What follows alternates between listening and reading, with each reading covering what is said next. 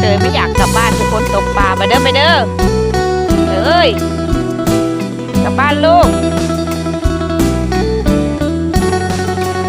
สระบัวทุกคน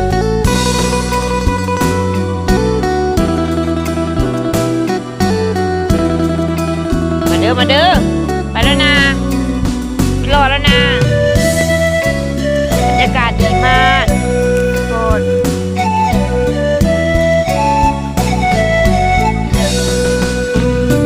ฟ้าเอ๋